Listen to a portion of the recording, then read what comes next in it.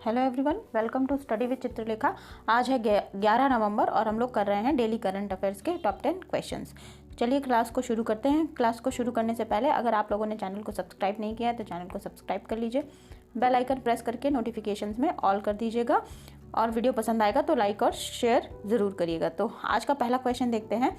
आज का पहला क्वेश्चन है, चर्चा में रही परनीत कौर, ये राही नहीं है, रही हैं, ठीक है। चर्चा में रही परनीत कौर का संबंध किस खेल से है? तो परनीत कौर जो है ये तीरंदाजी से संबंधित हैं, ठीक है। Option number B correct option हो जाएगा। और परनीत कौर जो है इन्होंने इस समय गोल्ड मेडल जीता है। गोल्ड मेडल कहाँ जीता है? बैंकॉक में एशियाई तीरंदाजी चैंपियनशिप हो रही है 2023, ठीक है। बैंकॉक कहाँ की राजधानी है? थाईलैंड की राजधानी है। और परनीत कौर ने यहाँ पर गोल्ड मेडल जीता है। चलिए अगला क्वेश्चन देखते हैं। ग्लोबल ट्यूबरकुलोसिस रिपोर्ट 2023 जो है किस संस्था द्वारा जारी की गई है? तो यहाँ पर ट्यूबरकुलोसिस की बात कर रहा है, दैट मीन्स ये एक डिजीज़ है, बीमारी है। तो बीमारियों से संबंधित रिपोर्ट, जाहिर सी बात है हम यहाँ पे थोड़ा सा लॉजिक भी लगा सकते हैं कि ये कौन सी संस्था जारी करेगा? WHO जारी करेगा, ठीक है। WHO जारी करेगा। अच्छा, ट्यूबरकुलोसिस को हम लोग टीबी, आम भाषा में टीबी भी कहते हैं, इसे तपेदिक भी कहा जाता है। ये एक संक्रामक रोग होता है। संक्रामक रोग मतलब जो छूने से फैलता है। और क्यों फैलता है? माइक्रोबैक्टीरियम जो बैक्टीरिया होता है, ये एक बैक्टीरियल डिजीज़ है। माइक्रोबैक्टीरियम बैक्टीरिया के कारण ये फैलता है और ये सबसे ज़्यादा फेफड़ों को प्रभावित करता है, ठीक है। ये बात भी आप लोग ध्यान रखिएगा। अच्छा, अब बात कर लेते हैं टीबी के बारे में कि सर्वाधिक मामले कौन कौन से देशों में पाए गए हैं। तो पहले नंबर पर जो है इंडोनेशिया है, इंडोनेशिया। दूसरे नंबर पर कौन है? दूसरे नंबर पर चीन है, चीन, ठीक है।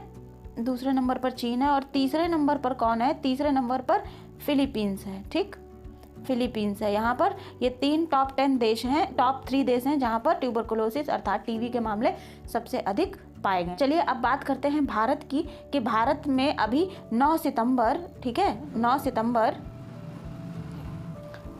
सितंबर 2022 को एक अभियान चलाया गया। हमारी राष्ट्रपति द्रौपदी मुर्मू जी के द्वारा इसका इनॉग्रेशन किया था, ठीक है। टीबी मुक्त अभियान, टीबी मुक्त अभियान कब चलाया गया? 9 सितंबर 2022 को चलाया गया, ठीक। और भारत में टीबी का उन्मूलन जो है का लक्ष्य रखा गया है। टीबी के उन्मूलन का लक्ष्य कब तक रखा गया है? तो टीबी को उन्मूलित करने का लक्ष्य रखा गया है 2025 तक। ये बात भी आप लोग ध्यान रखिएगा, ठीक, याद रखिएगा ये बात कि भारत से टीबी उन्मूलन का लक्ष्य कब तक है? 2025 तक है।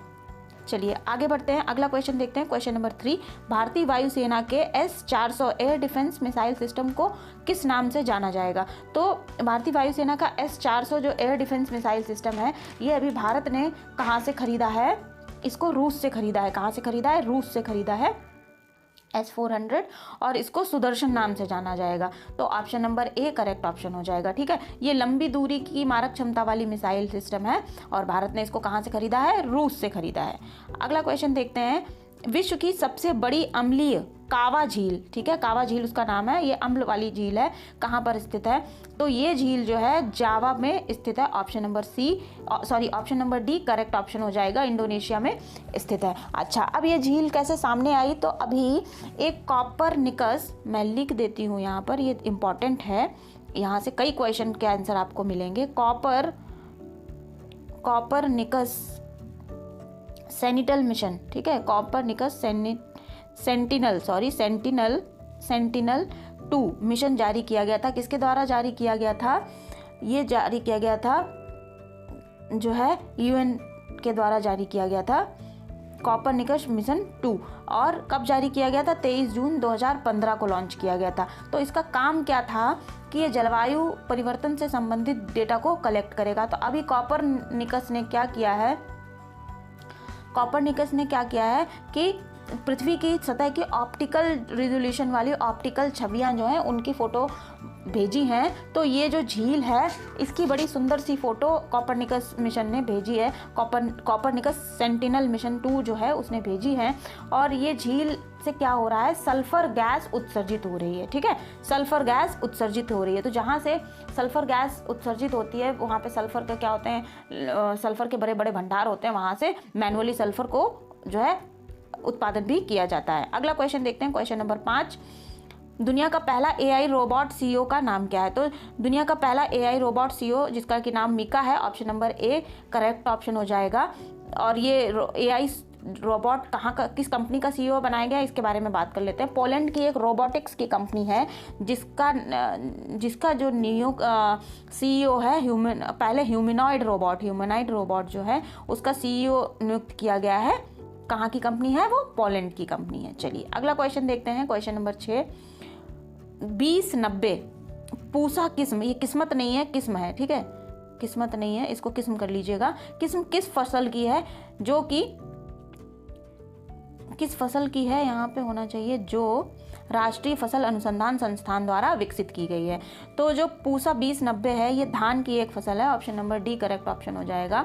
इसकी खासियत क्या होगी कि ये कम समय में उगेगी और अधिक उत्पादन देगी, ठीक है। तो इससे क्या होगा कि जो ये 45 दिनों से कम दिनों में तैयार हो जाएगी। पराली की जो समस्या आ रही है, पराली धान के खेत जो होते हैं उनमें क्या होता है, कंपाइन मशीन एक तरीके की मशीन होती है, उससे धान के ऊपर वाली बाली जो होती है वो काट ली जाती है और नीचे वालों को किसान क्या करते हैं, जो उसके जड़ रह जाती है उसको जला देते हैं। इससे क्या होता है, प्रदूषण की समस्या होती है। वायु प्रदूषण इस समय अक्टूबर नवंबर के महीने में बहुत ज़्यादा बढ़ जाता है, तो इस समस्या से निजात मिलेगी, ठीक है। अब धान की कुछ और फसलों के नाम देख लेते हैं। कभी कभी एग्जाम्स में ये पूछ दिया जाता है, तो आप लोगों का एक क्वेश्चन यहाँ से तैयार हो जाएगा। अन्य किस्में दंतेश्वरी एक है, दंतेश्वरी, पूसा, सुगंध 4, ठीक है, सह्याद्री और सहभागी, ये जो है धान की किस्में हैं, फसल की किस्में हैं, याद रखिएगा इनके नाम, दंतेश्वरी, पूसा, सुगंध 4, सह्याद्री और सहभागी, ठीक है, याद रखिएगा। अगले क्वेश्चन की तरफ बढ़ते हैं, क्वेश्चन नंबर 7। हाल ही में मिट्टी कैफे का उद्घाटन किसके द्वारा किया गया है? तो मिट्टी कैफे का उद्घाटन जो है option number A DY Chandrachud, जो कि हमारे CJI हैं उनके द्वारा किया गया है, ठीक है। अभी CJI DY चंद्रचूड़ को जो है ग्लोबल लीडरशिप अवार्ड दिया गया था। किसके द्वारा दिया गया था? हार्वर्ड लॉ स्कूल के द्वारा दिया गया था। किसके द्वारा दिया गया था? हार्वर्ड लॉ स्कूल के द्वारा दिया गया था, याद रखिएगा। अगला क्वेश्चन देखते हैं, क्वेश्चन नंबर 8। कौन सा देश भारत को सुरक्षित देशों, ये देशों है, ठीक है, देशों की सूची में शामिल करेगा? तो जो है Britain, option number D correct option हो जाएगा। ब्रिटेन जो है सुरक्षित देशों की सूची में शामिल करेगा। इससे फ़ायदा क्या होगा? फ़ायदा ये होगा कि वीज़ा मिलने में आसानी रहेगी, आने जाने की जो समस्या है वो सही हो जाएगी, ठीक। अगले क्वेश्चन की तरफ बढ़ते हैं, क्वेश्चन नंबर 9 देखते हैं। कृषि समाचार निगरानी के लिए लॉन्च किया गया भारत का पहला AI समाधान क्या है? तो कृषि समाचार निगरानी के लिए जो पहला AI आर्टिफिशियल इंटेलिजेंस समाधान है वो है कृषि 24/7। क्या है? कृषि 24/7, याद रखिएगा। अब अगला क्वेश्चन है आज का, question number 10, question of the day. Question of the day पर बात करते हैं। उससे पहले अगर चैनल को अभी तक सब्सक्राइब नहीं किया है तो चैनल को जल्दी से सब्सक्राइब कर लीजिए, बेल आइकन प्रेस करके नोटिफिकेशंस में ऑल कर दीजिएगा और वीडियो पसंद आएगा तो लाइक और शेयर जरूर करिएगा। चलिए देखते हैं क्वेश्चन नंबर 10। क्वेश्चन नंबर 10 क्या है? हाल ही में चर्चा में रहा क्लूचेवस्कॉय, ठीक है, ज्वालामुखी किस देश में है? तो क्लूचेवस्कॉय ज्वालामुखी जो है रूस में है। ये अभी चर्चा में क्यों आया है? क्योंकि इसमें अभी हाल ही में विस्फोट हुआ है, ठीक। तो इस प्रकार से हमने 11 नवंबर के डेली करंट अफेयर्स के टॉप 10 क्वेश्चन देखे। तो आई होप ये क्लास आप लोगों को पसंद आई होगी और मिलते हैं हम लोग अगली क्लास में। तब तक के लिए पढ़ते रहिए। थैंक